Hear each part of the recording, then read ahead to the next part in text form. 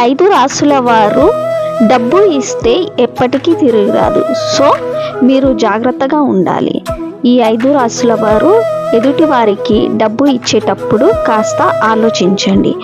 మొదటిగా మేషరాశి వారు నమ్మకం ఎక్కువగా పెట్టి డబ్బు ఇస్తారు. తిరిగి అడగలేని స్వభావం వల్ల మీరు చాలా నష్టపోతారు.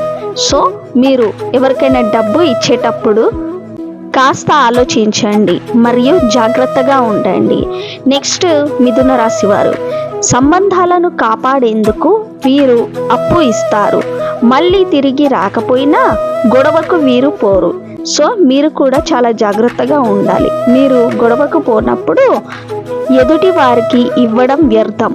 నెక్స్ట్ కర్కాటక రాశి వారు వీరు ఎవరికైనా అప్పుగా డబ్బు ఇచ్చినప్పుడు ఎమోషనల్గా స్పందించి ఇస్తారు. తిరిగి అడిగితే ఎదుటివారు నొచ్చుకుంటారని వీరు బాధపడతారు.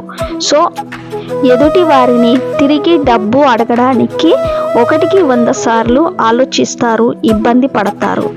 నెక్స్ట్ తులారాశి వారు వీరు సంస్కారం పేరుతో మౌనంగా ఉంటారు. మిగతా వారు దానిని దుర్వినియోగం చేసుకుంటారు. నెక్స్ట్ మీనరాశి వారు వీరు సహాయం చేయాలనే తాపత్రయంతో అప్పు ఇస్తారు.